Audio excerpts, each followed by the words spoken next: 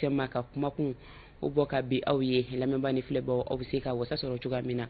o kadira kɔnɔna na bi ntɛnɛ in na anw ye an ɲɛwajɔ an ka jamana gɛlɛya ba dɔ kɔni o fana fɛ min ni maa caman kɛn bɛ k'u degun maa caman yɛrɛ bɛ fɛ k'u da don a kibaruya o la o tɛ dɔwɛrɛ ye an ka politiki ko kuma o kɔ politiki ni ye a lajɛ min ye mara ye politiki maaw de ta ye ayiwa politiki yɛrɛ du fana a kɛlen do bi ni ka a wara kojugu ni o bɛ an ka parti politikiw ko fɔ fɛɛrɛtɔnw ka ca nka na anw seginna kɔ dɔɔni soni ka fɛɛrɛtɔnw yɛrɛ cayali kɛ an ye ala kɔlɔsi k'a fɔ min ye kuma caman na jɛkulu bi fara ɲɔgɔn kan ayiwa ni kunkilenna dɔw ye sɔɔni an bɛ tila ka ye o jɛkulu kelen u bi ci kuma caman na u mana ci i bɛ tila ka parti caman caman u bɔlen u kɔnɔna na jɛkulu bi fara ɲɔgɔn kan hakilina minnu n'u kan k'o labaara a tɛ taa ɲɛ a bɛ ci bɛɛ bɛ tila tuguni k'i damanatɔ ni fana o fara ɲɔgɔn kan an bɛ waati min na komi bi mali kɔnɔna na parti politiki 200 ni kɔ anw ka jamana kɔnɔna na ayiwa an bɛ bɛjɛ fanga la ko bɛjɛ fanga ye a laɲini o bɛ se ka kɛ nka maa caman degunnen don ka sababuya kɛ i yɛrɛ t'a dɔn parti ninnu yɛrɛ kelen kelenna yɛrɛ u ka kunkilenna ye jumɛn ye i yɛrɛ bi i yɛrɛ ɲininka parti ninnu kelen kelenna o bɛ mun de mako ɲa nin bɛɛ fɛnɛ kan ka kɛ jɔyɔrɔ ɲini ye wa o ye maa dɔw fɛnɛ ka ɲininkali o ye an bɛ waati min kɔnɔna na o ye furancɛ fanga ye furancɛ fanga la a yiralen don k'a fɔ ko fɔ mali kura o de ka sɔrɔ fɛn caman bɛ yen nɔ k'olu dekun bɛ an ka jamana kɔnɔna na ko olu bɛ yen anw ye ɲininkali de kɛ furancɛ fanga min n'an b'a la nin ni furancɛ fanga in taara furancɛ fanga kɔ parti politiku u kan ka fara ɲɔgɔn kan cogo di ni ka labɛn kɛ anw ka politiki ko a kan ka dalabɛn ni ka bɛrɛbɛn cogoya di anw ka politiki ko kan ka labaara cogo di min y'anw ka parti politiki ye a kan ka ye ɲa jumɛn ma furancɛ fanga o kɔ ni ye an ka bi masala ye bonya ni karama kɔnɔna na maa min bɛ yen ko ye dɔ faamuya la ni o yɛrɛ ka bilasirali bɛ se ka an dɛmɛ an ka se ka an ka politiki ko ka se ka a ta bolo dɔ ma min bɛ se ka an bɛɛ lajɛlen kɔni dɛmɛ u ka an bilasira bi an ta bɛ ani parti politiki ko o caya o cɛ a dun bɛ caya kun min fɛnɛ kama an ye dɔ fɔ o fɛnɛ na ayiwa aw minnu ye lamɛnbaa ni filɛbaw ye aw yɛrɛ fɛ ko in bɛ se ka dalabɛn cogoya di furancɛ fanga o kɔ mukan bi segi fu ni segi fu ani segi an ka bidugu kunkan ko ye ni y'a sɔrɔ maa dɔ bɛ yen ko labɛnna ni faamuya sɔrɔla an bɛ taa ni baro ye i ni sɔgɔma somɔgɔw bɛ de alhamdulillah an bɛ lamɛnbaga bɛɛ fo ka lajɛlibaga bɛɛ fɛnɛ fo u bɛɛ lajɛlen tulo b'i la ne ka dugawu kɛ ala k'an ka fɔtaw ni sɔrɔ n'ala k'o dugawu minɛ voilà ni ma ɲinɛ ko kuma kun bɛ parti politiki cɛya de kan ani o farafarali n'u bɛ dalabɛn cogoya di furancɛ fanga kɔ o y'an ka ɲininkali ye k'a dalabɛn i n'a fɔ ka dɔ bɔ hakɛ la ou k'a dalabɛn k'a bɛrɛbɛn bɛɛ bɛ se k'i yɛrɛ y'a kɔnɔ cogo min ka sɔrɔ a caya maaw ma o degun fɔ voilà bon a bɛ se ka bɛrɛbɛn u yɛrɛ dama de bɛ se ka sigi ka sariya ta la k'a fɔ bon an b'a fɛ parti politiki ka kɛ 10 ye ou bien a ka kɛ 15 ye maintenant ni mun b'a dɔn olu bɛ ka surun hakilina kelen na n'u bɛ se ka fara ɲɔgɔn kan u ka fara ɲɔgɔn kan maintenant ni bɛn ma k'o kan a ka jira dɔrɔn k'a fɔ bon komi anw tɛ fɛn cɛmancɛ la ka se niveau dɔ la mais an bɛ min mɛn k'a fɔ wari dɔ de bɛ di parti politiki ninnu yɛrɛ fana ma bon ni u ma ɲɛ a la fɔ a bɛ 200 ni fɔ in na ou bien 100 ni kɛmɛ k'a jira financement min bɛ d'u ma o ka bɔ a la parce que an bɛ fɛn jate k'a kɛ nafako de ye quoi hali da sera yɔrɔ dɔ ma k'a fɔ ko tuma bɛɛ i b'a sɔrɔ dɔw bɛ parti kelen na ma u bɛ tila ka fara fara ka tɔni dɔw sigi kɛrɛfɛ dɔw yɛrɛ tɛ ne donnen e ka parti la sisan ne ni mɔgɔ dɔw de bɛ taga bon ne y'a ye k'a fɔ ne tɛ ka nafa sɔrɔ ne ko mɔgɔ la kelen ninnu fana muruti ka tɔn dɔw créer n yɛrɛ ye olu fana ka na ne nɔfɛ bon ne fana bɛna ni dɔw ye nɔfɛ i b'a sɔrɔ mɔgɔ giriman dɔ fana b'a la n'o fana ma ɲɛna fɛn sɔrɔ e bolo o fana bɛ bɔ ka dɔ sigi a yɛrɛ nin dɔrɔn don quoi fɛn jamana ko tɛ o a kelen don wari ɲini yɔrɔ de mais ne kɔni bɛ min fɔ jamana yɛrɛ ye dɔrɔn jamana ka don a jɔyɔrɔ la ni a minɛ bɛnna o de ka d'an ye mais si ni jamana k'a la o k'a fɔ financement ko tɛ yen quoi ni ma ye i bɛ parti sigi k'a sigi i yɛrɛ kunna wari kama k'a fɔ jamana de bɛ wari dɔ ta ka bɔ jamana kɛrɛfɛ kɔnɔ ka di n'o bɔra la sisan a kuru in bɛ dabila quoi. nka ni dun fana y'a lajɛ Amidu tiɲɛ don u cayalen don nka nin fɛn fɛn n'a sigilen don n'a fɔlen don a ma ko parti politique a bɛɛ lajɛlen bɛ sigi ni sariya de ye sariya minnu n'u b'a to parti politikiw bɛ sigi an yɛrɛ ka jamana ka kumakanw u b'a sigi ni o de ye a bɛ se ka dalabɛn cogo di sabu a fɔlen don ko mali kura in na ko ka yɛlɛma de fana kɛ réforme ko kuma fɔlen don ayiwa an bɛ se ka a yɛlɛma kɛ cogo di walasa bɛɛ kana kɛ parti politique sigibaa ye u bɛ se ka labɛn cogo di halisa u fana kuma yɔrɔ ni o texte kɔnɔna na non ne ka dala bɛ faamu bɛɛ pour ka se ka bɛrɛ bɛn bon ne bolo a si tɛ se ka taa sigi ka fɔ kɔrɔ parce que sariya dɔw ni dimi a bɛ sigi ni mun ye bon ni sera k'o sariya la waleya dɔrɔn peut-être i bɛ taa sɔrɔ sariya nɔgɔn de don ni sera k'i yɛrɛ don hukumu kɔnɔ dɔrɔn e bɛ dɔ sigi i yɛrɛ ye mais peut-être que pour que ka da labɛn sisan fɔ sariya folotigi dɔw ka ta la i b'a sɔrɔ min yɛrɛ fɛngɛli ma nɔgɔn bɛɛ tɛ se k'i yɛrɛ ye min kɔnɔ o kɛra dɔ bɛ se ka bɔ a la mais n'a kɛra ko n taara tigɛ san sugu la dɔrɔn n mago bɛ mɔgɔ ka duuru la n taara o san n'a kɛra o sira dɔrɔn bɛɛ bɛ se k'i yɛrɛ y'a kɔnɔ parce que dɔ fana b'a kɔnɔ anw bɛ min mɛn a bɛ professionnalisme di duuru ma ko in base y'o de ye quoi nka a bɛ waati a bɛ dangani min na komi sisan Amidu a kɛn bɛ k'e yɛrɛ kɛ cogo di politique ko bɛ cogoya min na parti politique ko bɛ cogo min e yɛrɛ Amidu kun kɛn bɛ k'i yɛrɛ y'a kɔnɔ cogo di nin waatinin ta bon a bɛ cogo min sara ne yɛrɛ ye min kɔnɔ dɔrɔn ne kɔni bɛ politique yɛrɛ filɛ nin ye a dabɔra min kama anw fɛ a tɛ ka kɛ ten anw fɛ a tɛ ka kɛ ten parce que munna ni politique mɔgɔ yɛrɛ bɛ yen ko an bɛ exemple ta dɔrɔn ni politique mɔgɔ yɛrɛ bɛ yen ko jamana b'a bolo i ka sɔrɔ ne bɛ e ka tɔn na sisan ne bɛ ɲawali dɔw kɛ e yɛrɛ bɛ maloya k'a fɛn ne ma ko ɲuman ye hali n'a sɔrɔ e ka kan ka ne bɔ sira kan mais ne bɛ sira ne fɔ ne ye nin bɔ nin sira kan a bɛna bɔ n ka parti la ko in y'o dɔrɔn ye quoi ayiwa voilà an bɛ dugawu tigɛ Ala ka hakili ɲuman d'an ma amina yarabi caman yɛrɛ Mali la n'u ma nin sira kan a n'u ma ɲi mais don nataw la an da bɛna su dɔw ma ni Ala sɔnna ma Ala ka ɲa d'an ma amina yarabi Amidu i Kulibali nte mɔgɔ kelen hakili kelen bɛɛ lajɛlen na hakilina n'o n'a fala ɲɔgɔn kan an bɛ ɲuman dɔn o ta nɛgɛ kaɲa kɔnɔntɔn ye sangaɲa 7 o sɔrɔ anw ka kumaso kɔnɔ ni i dara anw bɛrɛ bɛ yɔrɔ la ne o ye madame Kuyate Awa Keita a ka yɔrɔ la i b'a sɔrɔ o sanga kelen bɛ yen nɔ k'an b'a fo ka Kuyatelakaw bɛɛ lajɛlen fo mukan bi segi fu ni segi fu ani segi dugu kunkan ko allo allo Salamu alaikum madame Jara Adel Samake. Wa alaikum salam Yakuba Usman ICC somɔgɔw bɛ di Baasi foyi tɛ bisimila n ka foli b'i ye a diyara n ye ani ka équipe de jour bɛɛ lajɛlen u bɛɛ lajɛlen tulo b'i la donc Ala ka dagakun hɛrɛ dan bɛɛ lajɛlen ma Ala n'o bɛɛ lajɛlen sabati petit papa i kumakan bɛ duguma dɛ Ala ka jamana basigi amina Ala ka hamina ko bɛɛ lajɛlen nɔgɔya ya rabbi i bɛ semaine daminɛ hɛrɛ la Ala ka i ka semaine fori hɛrɛ la k'a sɔrɔ chaque matin i bɛ se ka olu cɛn ka na baabu sigi an ye an ka se ka hakilinaw di awɔ d'accord n y'i ka baabu faamuya Adel Samake ne b'o de fɔ kuma bɛɛ fanga de tɛ fanga la fanga bɛ se fanga la ne m'a faamu voilà fanga de tɛ fanga la o de bɛ na ni bɛɛ lajɛlen ye jɔn fanga sera fanga la fanga e k'u bɔ ɲɔgɔn na ta marabaw fanga o de ko don wa marabagaw olu de bɛ parti politique ninnu caya an sen kɔrɔ cogoya di o ye cogoya min na ni i n'a fɔ Mali parti politique kɛra cogo min na dɔrɔn ni ne ni e tɛ ni ne tɛ langage kelen fɔ don min na dɔrɔn ne bɛ n yɛrɛ tiré ka bɛɛ papier sɛbɛn dɔrɔn ka taa bila table kan bɔ ne bɔra i ka parti la le lendemain tuguni n bɛ tila ka taa tuguni n bɛ taa papier dɔ la don yɔrɔ dɔ la ko bon ne b'a fɛ ka n ka parti créer jɔn de bɛ o yamaruya di ɲɛmɔgɔw de t'a di yan ayiwa donc tant que o de ma da bi Mali kɔnɔ hali transition kɔfɛ an bɛ continuer ka parti politique bɛ continuer ka fɛngɛ de u bɛ continuer ka multiplier de donc moi je pense que yanni transition yɛrɛ ka taa yɛrɛ de c'est le bon moment a waati ɲuman nin waati yɛrɛ de ɲɛmɔgɔw de kan ka fara ɲɔgɔn kan parce que waati ni hakili b'a la kɔsɔ in na transition in kɔnɔ u ye waati décision dɔ ta ko parti politique n'i b'a fɛ ka présenter élection na i bɛ nin wari hakɛ sara i bɛ nin kɛ ka nin tout ça nin tɛ ɲɛ fɔ a man di ka nin ta solution o si t'a solution ye a solution ye mɔgɔ mun ye enquête de kɛ ni mɔgɔ mun ko k'a bɛ bɔ parti mun na sisan n'a bɔra parti la kun jumɛn de kama a bɔra kɔnɔ qu'est-ce qu'il ne va pas mɔgɔ mun fana ko a bɛ tila ka taa papier de tuguni n b'a fɛ ka parti créer i b'a créer ka da dabili jumɛn de kan enquête de moralité kan ɲini ka sɛgɛsɛgɛ k'a dɔn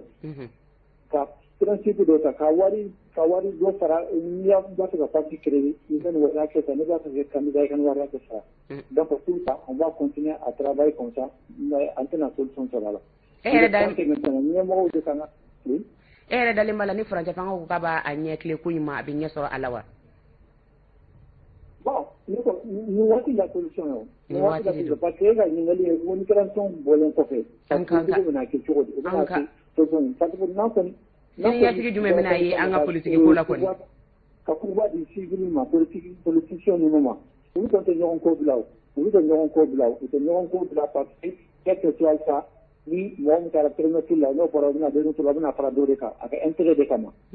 donc c'est le moment où la décision s'agit de ça la politique gouvernementale contre ça bien à ce que c'est calé pour le financement du gouvernement fait pour ouvrir quelque chose pour le financement qui sur chose gouvernement a fait ka barake nay ka élection ni pour quelque chose pour ka le parti muniere kun tala vraiment kun jonjon tout la mali kono mali do kono te ka foike pour ka le décision ta ku be araje ku be chikaboy parti vraiment pour ani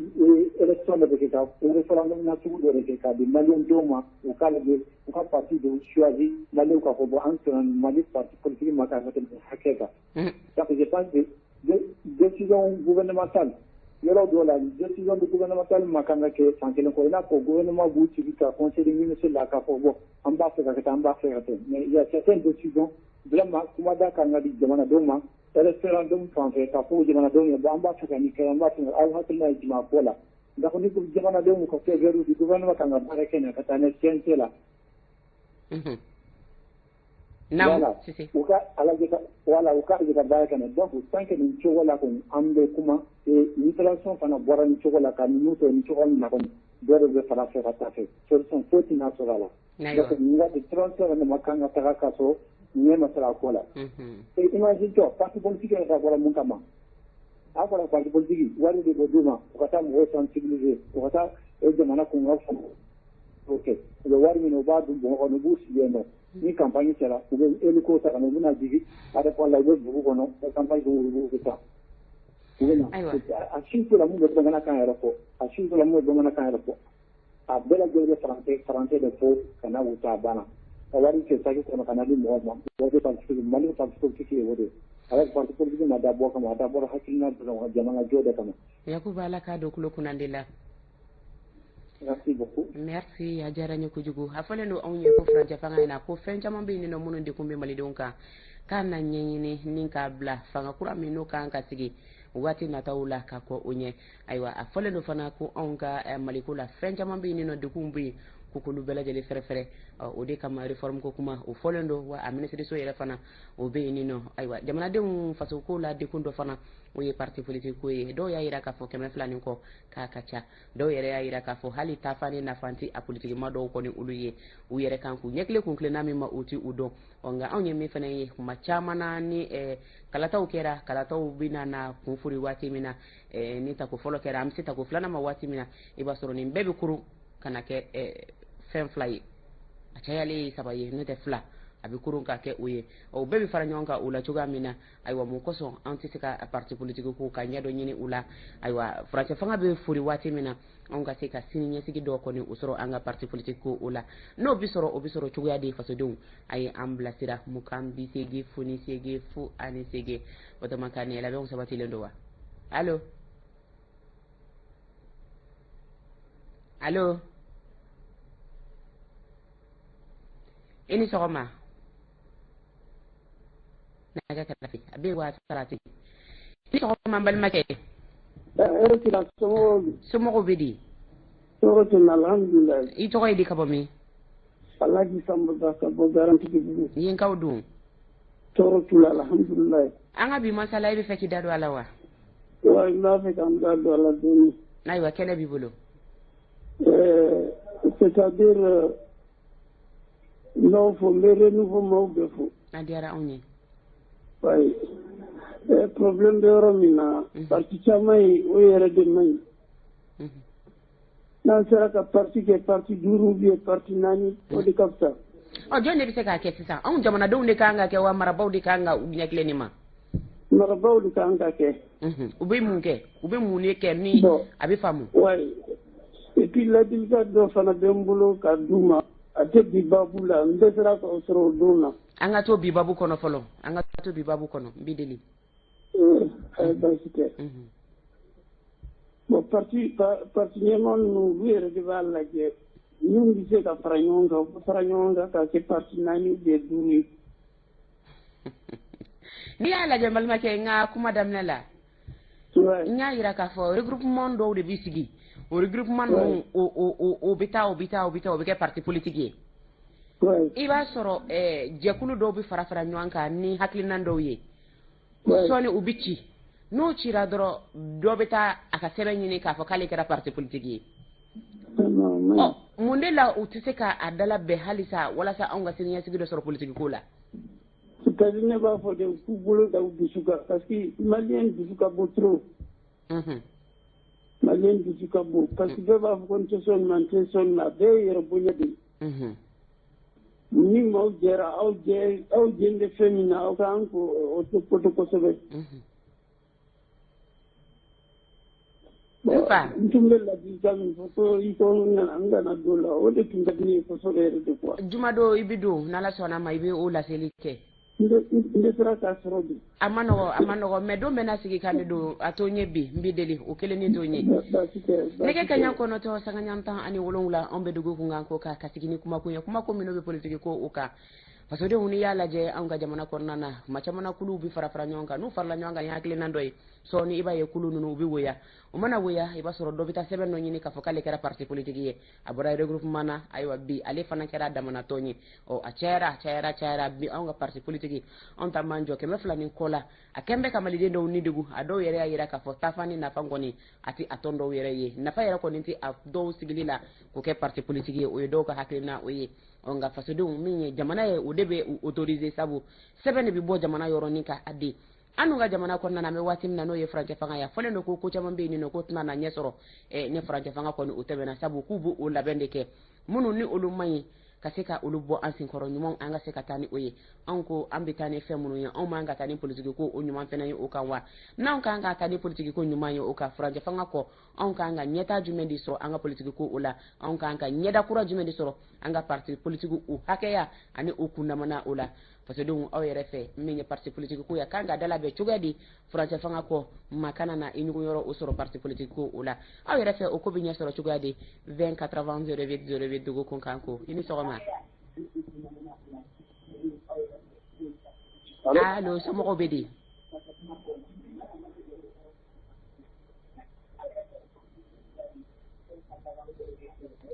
allo i ni sɔgɔma an tɔgɔ somɔgɔw don balimakɛ i b'i ka lamɛnni datugu an bɛ taa ɲɛ ni baro ye problème foyi t'a la allo an tɔgɔ somɔgɔw bɛ di allo o tuma kan an b'ale bilasira an bɛ taa ɲɛ ni Ala sɔnna ma ani garisɛgɛ dumatigi dɔ bɛ taa ɲɛ nin waati in na anw bɛ don trésor la ka foli ka daminɛ an b'a la n'o ye anw ba Awaw ye Awa Jalo ale bɛ trésor la ka sɔgɔlen bɛ an na ayiwa an bɛ Imam Sangare fo ka min ye Dumbiya Sɛnika Dumbiya an b'a yɛrɛ fana fo trésor la dan tɛ foli min na nka an bɛ foli kuncɛ n'an den ye n'o ye Bukar Keyita ye Keyita laka kɔni ale ma kɛ yɔrɔ o yɔrɔ masare ye kamelenin de ko Keyita kɛ ni sɔgɔma 20 80 08 dogo kun kan ko allo allo a taara wa somɔgɔw bɛ di allo nɛgɛ kaɲa kɔnɔntɔ sangaɲa 19 an bɛ dugu kun kan ko kan bi an bɛ parti politique ko o la ni maa min ka hakilina ye min ye ka se ka ko allo somɔgɔw bɛ di allo allo i tulo b'i la somɔgɔw dun fa allo allo allo allo somɔgɔw bɛ di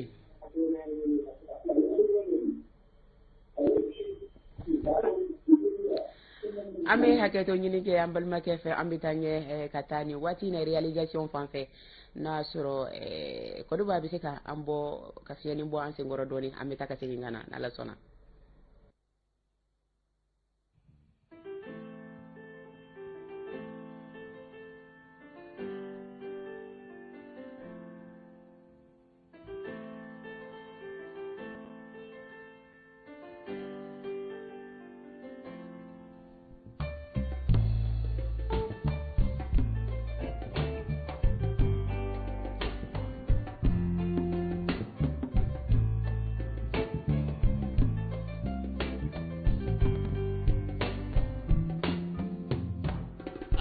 dana mola tomo kele kele tedo yeko kai gote dana mae ae dana mola tomo kele kele tedo yeko kai gote dana mae ae dana mola tomo kele yo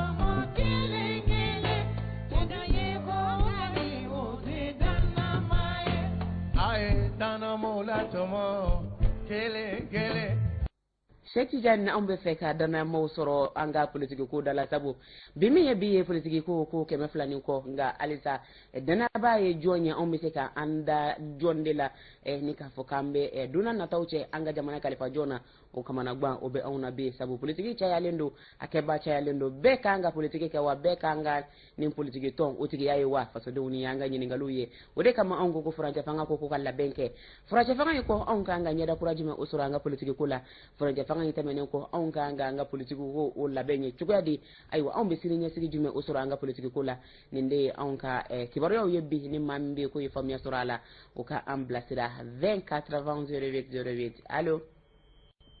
ande wana kuramto sumo be di fane baide sumo go alhamdulillah bi ne ka duru ngama no wana aywa abebe on ne kuramto amanda ro ya bi ba wono tilara de manga dali no be me bela de l'info nyalla sona me ma fu ko be wala ngano wa ga ne kuramto wala pa di politique ko ngoni ni mbega ada bune ka beda tugu fana na fatulaw no kera jomim je mana mara ma fako mara bi keni politique mawde wa ne gon terre al nagra mo dama dama ni pa politique mo duru no na don o te ato no ya ga tamu di ngwai ma ke me plan ko na won ga tin to gel ko pade aya me ga bugo al war me duma wadi do la go te ndaro ga ngo jonfe won war me di politique mawma wa ko fusi law dana ko fusi law dana ako kuma foro no amo onye na ere ako kuma fora kabina na jo o nga jora sawa be mi biye o koni o dangani atembolo dawo lan ko dala ama to adanga na asro de parti politique on ngoni mai a ne ko tebe ba wure de ma be klara non ko le forogo de portu anyem wa no pe na fa bembola mo ma ga parti créé no taradro no kele de wi parti parti kon nala ko tribunal la dagon ngala dago wala ça c'est pas bon be won baro mai ala do su da wala wa pa politique kele dam donc vraiment fem won ke mai ore ma be ga da mi tegele mai ma o da man mere won bulu ebe wele bla jonne ma o ka datu sabu ambe furaje fanga kono ko do fana tanga nyeso kabe ajim dew ayo ajim tugel koni no le ga tiga dew awo men ko ga mi du ko ko ya nyanga kuma me odon vraiment ya nyanga kuma fa me awa awo me tabla ko ga mal sama ya ala ga don no fane na ma no ba je de folo ko bi ne ga juru sira ko mano ko nga ulu ye je de folo ya ma gele atugo tugo donc bu ulula shu ya be numuna o kuma adama kena bla ma to yo wasa ko se kado ne ga kanya ko do de sanga nyamuga ani duru soro jombi fe alisa kadal boku na sirila ni ma be ne ka karafe hello ale to mo ko vedi puri basiti solo sula e jo edi Boubacar Jara kabo minindi falaje haywa falaje ka ubidi ko falaje aywa yen ka udu rasulullah Boubacar anga bi kibar ya mun bi saka ni mene saka parti politique u ka maternité glana u bangi chuko meno fora na sisa amuka kabrudo de labe par exemple élection municipale là parti fait 5% be 10% soro o kala disu on niveau de la parti de Meduruka la compétition que nous avons gagné au ça vraiment ni kala takera Kristo la we tola ni kala ta kɛra ɲɛmaw yɛrɛ de kan go sariya ta fɛn o fɛn kɛmɛ sigila n'u ma tan sɔrɔ olu bɛɛ ka faga ka bɔ yen awɔ ayiwa ne ka hakilila ye ayiwa hakɛto bɛ kuma la kɛ foyi t'i la bɛɛ n'a hakilina don awɔ Kolobakari dɔwɛrɛ awɔ n y'a lamɛn merci ayiwa nin fana ye hakilina dɔ ye min ye n y'a fɔ kuma daminɛ la nka dɔw bɛ taa kunkilenna t'u la tasira t'u bolo u yɛrɛ tɛ fɛn t'u bolo fɛn t'u da k'a fɔ malidenw olu ye ayiwa kalata de bɛ se k'o fana jalatigɛ kalata maa kɛ i bɛ caman ye hali n'a sɔrɔ wari b'u jufa la kalata maa kɛ i tɛ fɛn ye u kɔ dɔw yɛrɛ fana bɛ yen nin nɔ jamamugu t'u kɔ maaw ka yela nka ni kalata sera i bɛ tila ka jaabi wɛrɛ ye kɛmɛ sigila ko n'a ma taa bɔ ko ka u bɛɛ lajɛlen kɔni ka tɔnya o b'u bolo o fana ye fɛɛrɛ dɔ ye ɲɛmaaw de bɛ se ka nin lajɛ nin ko bɛ dalabɛn cogoya di malidenw halisa hakili ɲuman bɛ aw de la aw ye kow ye cogoya di a ye an bilasira 20 80 08 08 allo allo allo i ni sɔgɔma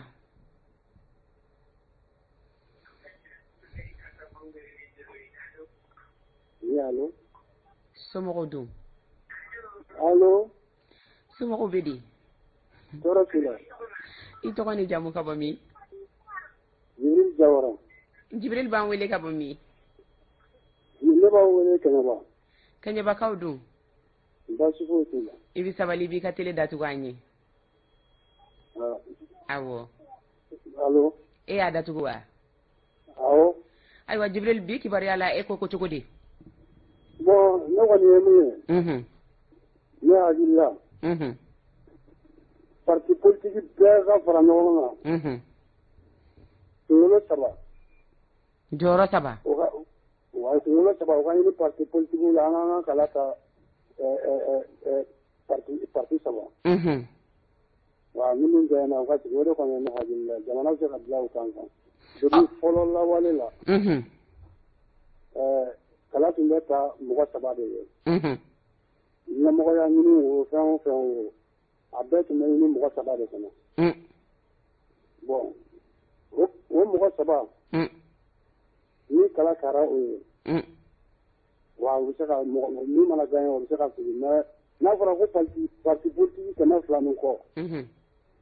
a ko ɲɛnabɔ ma nɔgɔn quoi Jibril dɔw y'a jira k'a fɔ ko nin bɛɛ ye makamako ye ko wariko min n'o bɛ politique ko la ko de kama k'a cayalen don e dun ko k'u ka sɔn k'u ka fara ɲɔgɔn kan u kana tɛmɛ 3 kan u na sɔn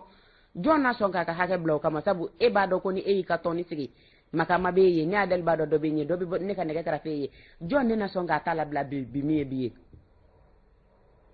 bon ɲɛ tɛ ka ɲini makama ko ye o ka bɔ a la ni min bɛ se ka makama bɔ i yɛrɛ ye i y'a faamuya bon normalement kɔni o de ne kɔni ye min fɔ kɔni o de kɔni ɲɛ ka ɲini jamana ɲɛmɔgɔw fɛ ni solution min bɛ sɔrɔ o la o de kɔni y'a solution ye ne kɔni fɛ kɔni ayiwa an b'i fo ka Kɛɲɛbakaw bɛɛ lajɛlen fo ko bɛ transition mɔgɔ bɛɛ lajɛlen fo ayiwa i b'an ka foli fɔ aw ka monsieur le maire ye a b'a mɛn ni Ala sɔnna a diyara n ye nɛgɛ kaɲa 9 ye sanga 30 o dafa anw ka dugu kunkan ko kan jɔn de bɛ fɛ ka anw bilasira ka anw bɔ kunnasiri la kunnasiri minnu bɛ politique ko o kunnasiri ko fɔ anw bolo a yiralen don k'a fɔ politique tɔn a ka ca an ka jamana kɔnɔ nka maliden caman k'u ma jigiya kɔni o sɔrɔ a politique tɔn cayalen kɔni o la anw ko labɛn jumɛn de bɛ se ka kɛ furancɛ fanga kɔ anw ka se ka ɲɛda kura dɔ sɔrɔ an ka politique ko la ni ka jigiya sɔrɔ an ka politique ko la ka siniɲɛsigi yɛrɛ sɔrɔ politique ko o la o bɛ ɲɛ sɔrɔ cogo di ka se ka parti politique a kɛ hakɛ ye malidenw b'u yɛrɛ ye min kɔnɔna na o la an bɛ fɛ maaw ka an bilasira o ko kan mukan bɛ segi foni segi fo ani segi allo a kɛra ten ayiwa dɔ ye futeni waleɲuman dɔ sɔrɔ ka di an ma a ko mali bɛ fɛn fɛn o ta faransi kɔ ko mali b'a ta kɛcogo kɔni o juguya o kɛcogo ɲuman i t'o sɔrɔ a la n'i y'a lajɛ maa miliyɔn 20 kɔ ayiwa ko ka parti politique lacaya ka caya ni 200 ye ka tila tuguni o tɔn ninnu yɛrɛ fana latilalen don regroupement politique ni dɔw bɛ kini fɛ dɔw bɛ numan fɛ dɔw yɛrɛ fana nan'u jɔ cɛmancɛ la u n'a ɲɔngo olu la ko ni bela jelenye kalata ko ni o laben cuguya ko ni o yena labena nyuman ko ni o la manga chama bi no politique kundala ko o bi boyini no ko o wajibiya mi jokulu nunu ye u ka se ka tigeno blake ni ka cheboke nu ye cheboke sisanno ibaye betna se ka takalata yere la kuma te ka foko abe yoro mina akasoro yuni no Umar Traoré ballabugo ayu hakilnanzi ama amba fo ballabugo ko bela jele fo dante felemina mukambi segi funi segi fugani segi ale tigila maka nega juru pro kotola au kanga nega juru da aywa ken kundu fana chamanti gela kul balla ko kun amani ke ya fai nega kenya ko te sanga nyam bisa bani kele soro jobere bla benido ini sokoma aywa anga tanya halisa ne garta ga duma tigi mimbe ano tigi na boroke ini sokoma. Allô? Oui, bonjour. Somoro Bedi. Oui, ça va très bien. Ibi bamana ngamewa. Malmage? Oh, aywa. Ale tay nazara kay. Oh, fono ye Emmanuel Kulubali kono. Ulude be to abukame. Nige kenya kono do sanga nyam bi saba ani fla on be dugu nganko ka jomo de la benendo. Ini sokoma. Allô, Somoro Bedi. Allô, allô. Somoro dum. Ichani jamu kabomi. Gabon ka Bedi. Alhamdulillah, mbalatam. Aywa laka na basi kaula.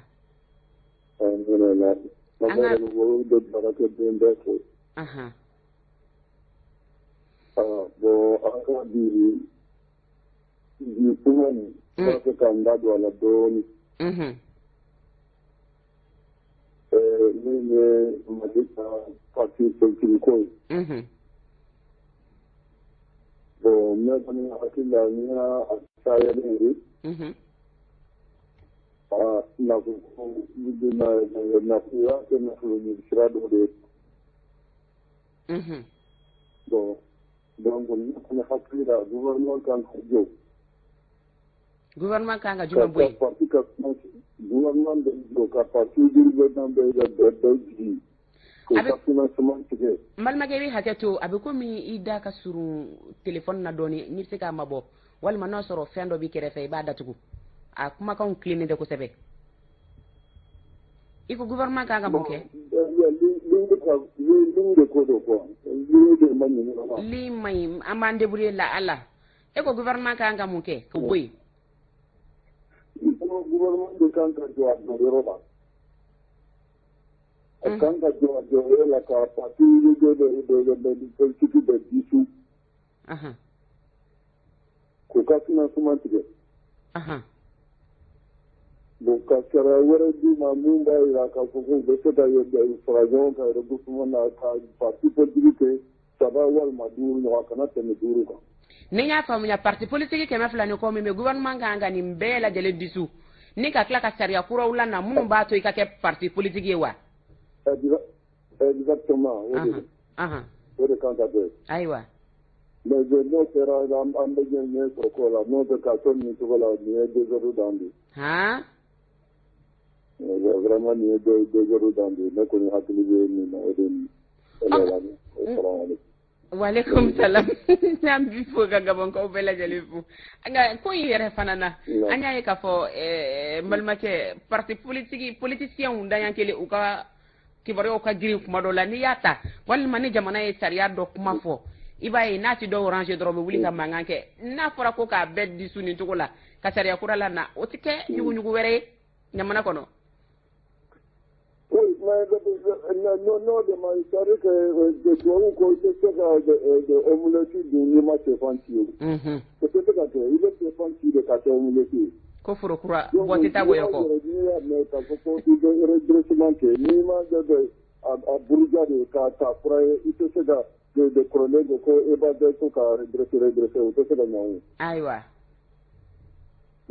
Aywa. Kanka de kabo de pour fondé. Donc ni des parties limitées de savoir maduro au maximum. Aywa. Ni hakina. Ajara nyoko jugo. Inshallah. An bɛ gabonkaw bɛɛ lajɛlen fo. N balimamuso vraiment Dadel an tunamɔgɔ an b'a fɛ aw ka kɛ an ka avocat ye quoi vraiment ni aw ka ɲɛmɔgɔ bɛ se ka au moins un jour par semaine k'a bila malien de l'extérieur la vraiment o bɛ diya n ye dɛ n'o tɛ vraiment a ka sɔrɔ ka gɛlɛn. Ka to ka jumɛn bila. A ka sɔrɔ ka gɛlɛn. Ne ma kuma in faamuya kosɛbɛ an sɔrɔ ka gɛlɛn k'an ka to ka jumɛn kɛ kɔkanmɔgɔw ye. Oui, nin ko na ɲɛmɔgɔ tun bɛ se ka au moins non kelen-kelenna dɔ latigɛ au moins tugamɔgɔw dɔrɔn uniquement malien de l'extérieur. Bon peut-être o la ligne bɛ se ka libérer dɔɔni pour que an b'an hakilina ko fɔ. Ni ala sɔnna ma. An b'a ɲini k'aw sɔrɔ pour que k'an ka hakilina fɔ mais a tɛ sɔrɔ. Ko ni ye sɛnɛ bɛ ban ka sɔrɔ a ma sɔrɔ. A ma nɔgɔ. Ni min kɛ bɛ digi a ka taa ni tigi sara ye. Ni ala sɔnna ma. Ayiwa an b'i fo ka Libreville bɛɛ lajɛlen fo inshallah la. N b'a dɔn ni kibaruya ye nin tɛ tɛmɛ ten tɔ sabu anw yɛrɛ ka président a bɛ ka an lamɛn n'o ye ɲɛma yɛrɛ ye Marakacɛn Dawu nin waati in na nin man ka tɛmɛ a ka sabu a yɛrɛ bɛ dɔ da la kɔrɔkɛ bɛ Abidjan n'o ye Yakuba ye a y'a yira Marakacɛ la k'a fɔ ko in donni ma nɔgɔ nka n b'a dɔn ɲɛ bɛ sɔrɔ a la sabu jɛmu o jɛmuna bɛ kɛ Marakacɛn Dawu a b'a bɛɛ dɔ ayiwa kɔkanmaw ka ligne ko a kuma fɔra ka sɛbɛ kɔrɔ fɔ bi anw b'an pan Jagare y'o fɔ n ba kunna nin kuma kɔni a bɛ da Marakacɛn Dawu a yɛrɛ tulo kan min ye kɔkanmaw ye u sɛbɛkɔrɔ sɛgɛnnen don fɛɛrɛ ni dabali min bɛ se ka sigi u ka sigi walasa kɔkanmaw u ka ligne bɛ se ka bila kɛrɛnkɛrɛnnenya la u tɔgɔya la u ka se ka don malidenw k'i to kɔ kan ɲinini na ka kɔfilɛ kɛ faso la k'a fɔ k'i bɛ da don fasoko la o ye faso kanu ye o kuma na u ka hakɛw fana ni u bɛ se ka sɔrɔ ka di u ma ɲɛma o na kɛ ko nka k'u kuma da ye ni ala sɔnna ma Adel kɔni a tɛna na sɛgɛ malidenw ka hakɛw ɲinini na ni ala sɔnna ma minnu bɛ kɔnɔna na o fana degunnen don bɛɛ t'a sɔrɔ nka kɛnɛma mɔgɔw olu caman bɛ degun ka tɛmɛ sokɔnɔmɔgɔw kan nka ala ka a bɛɛ lajɛlen nɔgɔya ala k'an bɛɛ lajɛlen garisɛgɛ ɲɔnɛ minnu bɛ faso kɔnɔ dɔw yɛrɛ fana bɛ kalo da ɲɔgɔn kan ka kalo caman da ɲɔgɔn kan u tɛ ligne sɔrɔ anw bɛ taa ɲɛ ala ka don tulo kunnandi la nɛgɛ kɛrɛfɛ ni maa dɔ bɛ an b'o tigi ta allo allo an tɔgɔ Adel somɔgɔw bɛ di baasi foyi t'u la i tɔ a ye di ka bɔ mini Madu Fane Sinu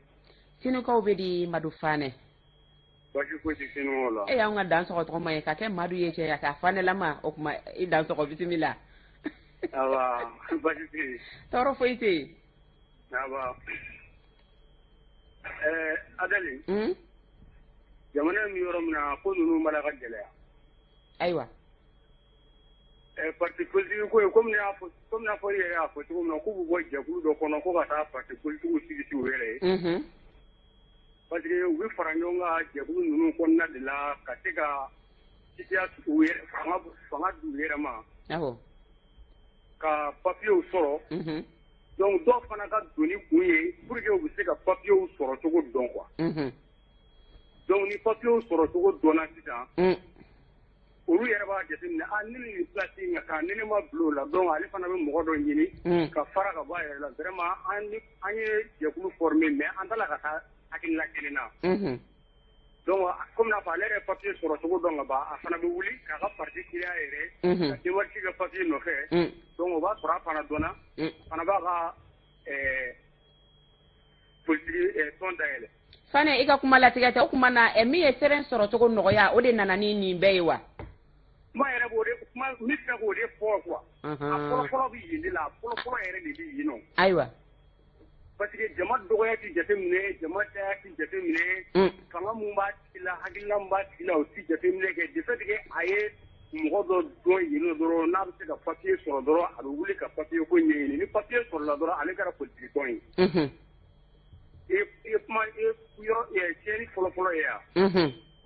sinon n'i y'a jateminɛ kɛ jamana fɛn o fɛn bɛ yen nɔ par exemple an yɛrɛ ka démocratie talen don Faransi de ta la olu ka parti politique a hakɛ dɔnnen don bon an b'a fɔ ko démocratie ɲɔgɔnna yɔrɔ mun si n'o ye États-Unis ye o parti politique fana a hakɛ dɔnnen don parti politique yɛrɛ pour que ka se ka baara kɛ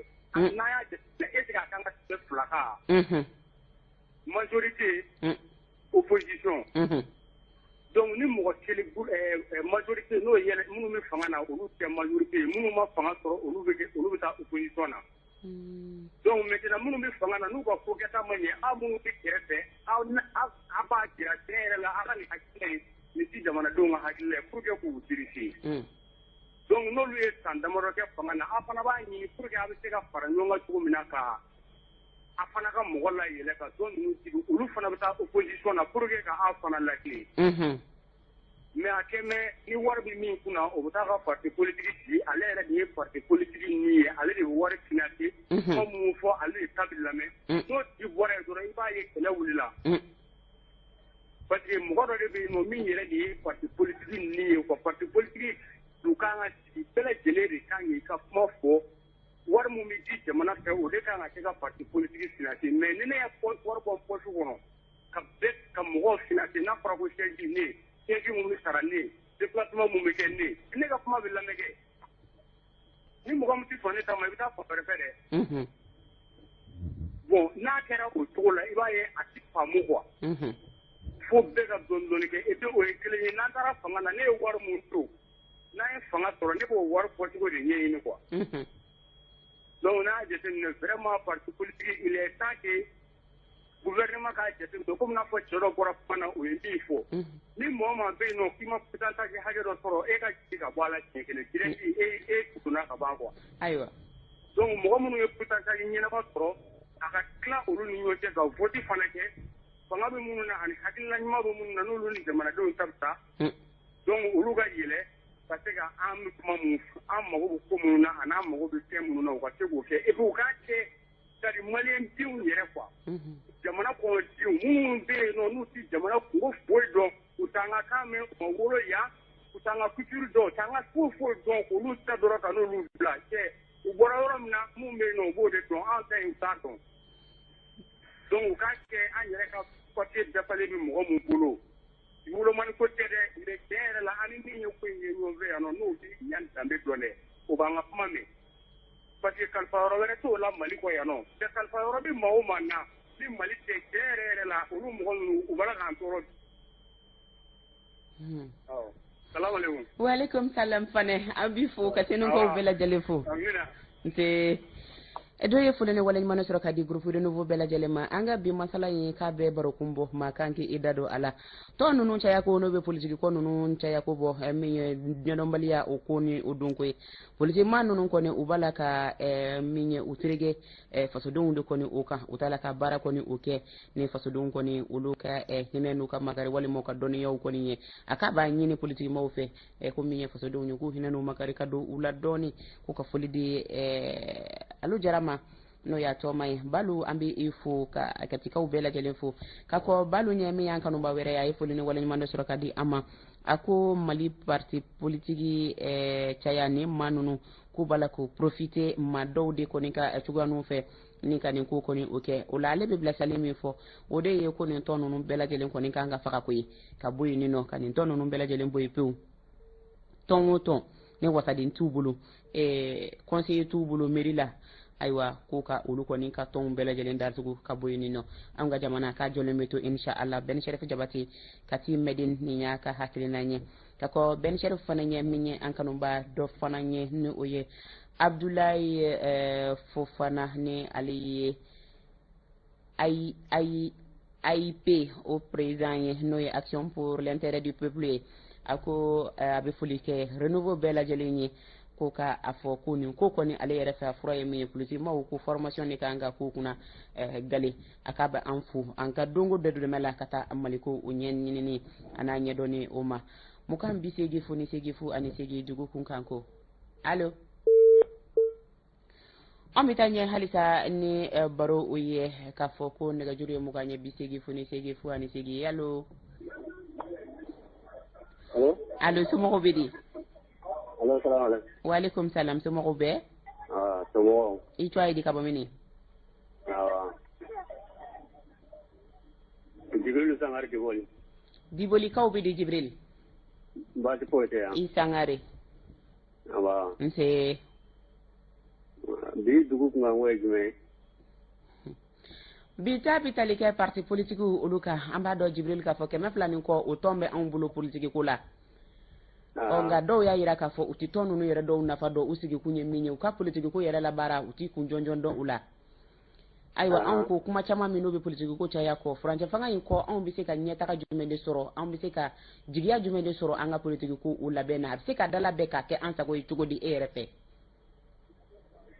politique ko bon politique ko ya man ka ca o mais jamana in ko bɛ yɔrɔ mun na sisan mais ne yɛrɛ filɛ ne yɛrɛ tɛ politique maa ye bon n tɛ politique ko la mais n'a yɛrɛ bɔra mɔgɔ caman jamana ko mana bɔ ko la k'a kɛ fɛn ko kɔni a kuma ka ca mɔgɔw bɛ jigi ɲɔgɔn na dɔrɔn bɛɛ ni bɛɛ ko fɛn jagoya sinon parti 200 ni kɔ kɔni i b'a dɔn o ye dɔ ye dɛ mais n'a fɔra ko fɔga jamana yɛrɛ ko fɔga bɛɛ ma dɔn ka ko la bilen quoi jɔyɔrɔ ɲini ko kuma minnu bɛ ka fɔ politique ko la ni place ko politique mɔgɔw dɔrɔn tɛ n'a yɛrɛ fɔra finitigi ninnu yɛrɛ la allo na mun balimakɛ allo salam ko politique ko kuma awɔ an tulo b'i la jamana kɔni tɛ se ka jɔ ni politique tɛ mais k'a fɔ ko parti 200 ni kɔ a kuma bɛ politique ko bɛ se ka taa ɲɛfɛ cogo min na o ni jamana bɛ se ka fɛnw bɛ se ka fɔ ka bɛn kɛ cogo min na allo balimakɛ ne tulo bɛ e la n tulo b'i la i ka hakilina lase bon ayiwa nɛgɛ kɛrɛfɛ an bɛ taa ɲɛ ale yɛrɛ ko k'a ka dɔnba tɛ politique ko la nka a ye min fana fɔ o bɛ somɔgɔ caman bɔ sɔgɔmada in na min ye anw fa a ye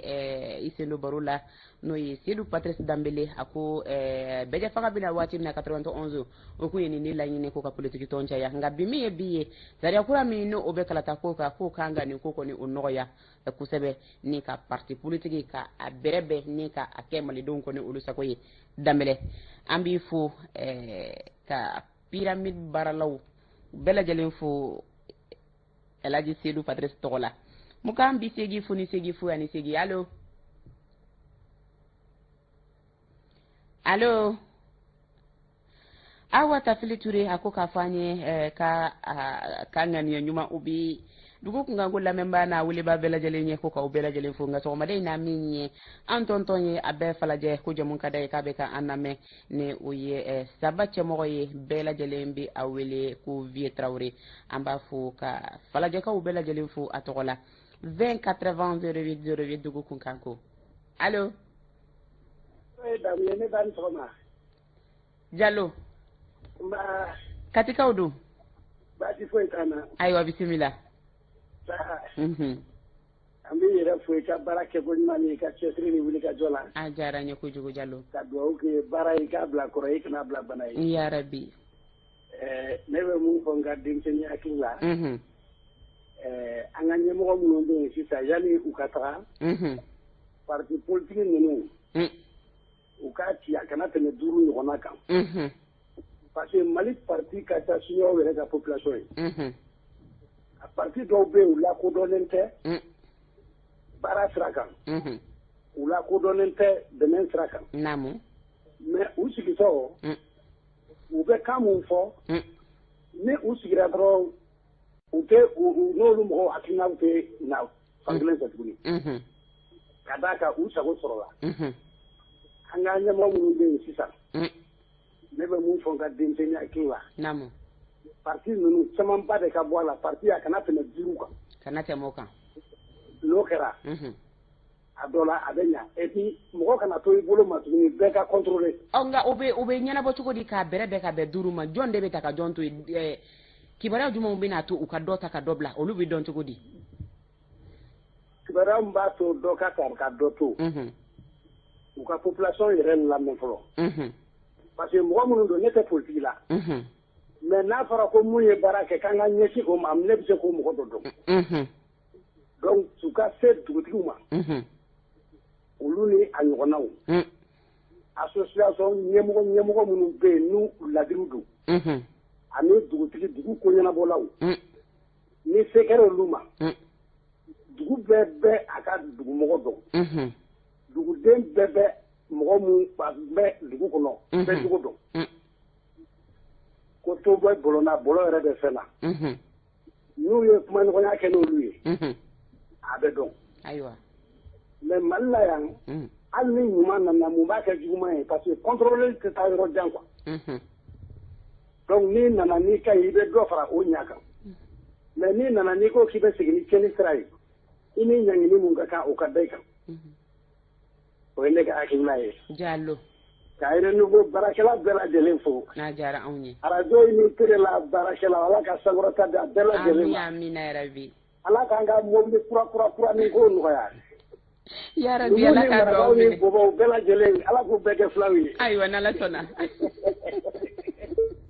an b'i fo k'i wale ɲuman dɔn min ye ne balimakɛ ye a ye foli ni wale ɲuman dɔ sɔrɔ ka di an ma ka équipe bɛɛ lajɛlen fo ka an ko ɲuman dɔn a ko min ye anw ka parti politique ko o ye min ye kunkilenna ko de tu u la u yɛrɛ kan k'u tilen min yɛrɛ kɔni ma o dɔnniya tu u la kunkilenna ti u la o kuma na nin ko in kɔni ko min ye politique ko ye jamana kan ka i sen don a la ko ka a ko kɔni ka a dalabɛ kosɛbɛ nin karamɔgɔ Laya Karambe ka bɔ Maliba FM na a ka bataki ye o b'anw hakili jigin an yɛrɛ ka musokɔrɔba la n'o ye tanti Denis Suguba an b'a fo ni waati in na kati cercle la ka baara ɲɔgɔn k'u bɛɛ lajɛlen fo k'u wale ɲuman dɔn baro n'i b'a kɛ n'i yɛrɛ ka sotigi sen tɛ a la a man di ni waati in na min ye ne ka gatigi ye Saka Jara Baginda a ko a bɛ n fo k'an wale ɲuman dɔn ka dugu kunkanko baaralaw bɛɛ lajɛlen fo jamu min n'an b'a la n'o ye dugu kunkanko ye ko ka aw fo ka aw ko ɲuman dɔn a ko ale ma dɔwɛrɛ kɔni fɔ ale ka ye t'a la min ye politique kɔni ye politique tɔn ko o ti an fɛ yen koyi entrepreneurs de bɛ yen entreprises bɛ yen n'o ye GIE n'a ɲɔgɔnkow ye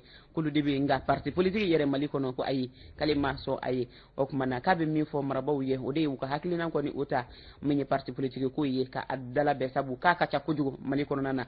Saka Jara Baginda Sonuguba ne yɛrɛ ka gatigi ni y'a ka bataki ye ni ma digi Tarawelelakaw la k'u ka kanw jaraw ye Saka de bɛ bɔ Baginda ni jaba nege y'a muso minɛ kanu d'a ma tomati nege ma minɛ o bɛ den ma ayiwa ni mangoro nege yɛrɛ ye minɛ ne bɛ nin bɛɛ lajɛlen sɔrɔ o tuma na ni maa min ma furu sɔrɔ a ye ta furu jara la anw bɛ maa laban ɲini ni ka kɛnɛ ta allo allo somɔgɔw bɛ di allo balimakɛ i ni sɔgɔma allo somɔgɔw bɛ di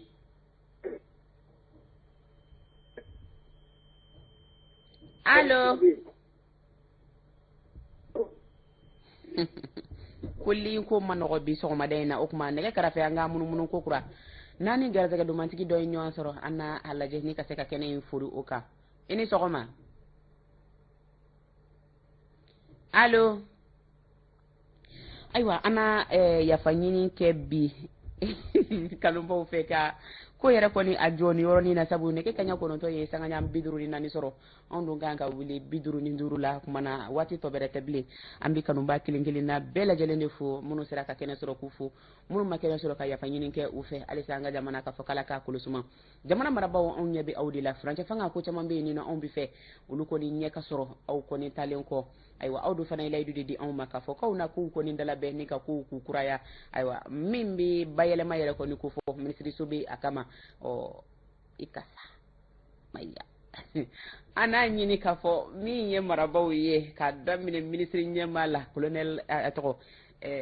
Choguel Kokala Mayiga docteur Choguel Kokala Mayiga ayiwa ni kana bila ka minisiri kelen kelen na k'a fɔ laɲini minnu b'u bolo Maliko la Ala ka a nɔgɔya a kunna wolo Ala ka kɛ maliden kelen kelen na bɛɛ lajɛlen ta ye sɔgɔmada in na an bɛ foli kɛ Elhaji Alasani Kamara ye ko Ala ka nɔgɔya kɛ a ye ka foli di anw ba ma ni o ye madame Sangare Anasoko an bɛ foli k'a ye Misabugu sigi la yan ayiwa ni ka segin ka trésor baralaw k'u fo k'u wale ɲuman dɔn muso fila ta cɛ badabada foli bi i ye Mayamugu sigi la Baje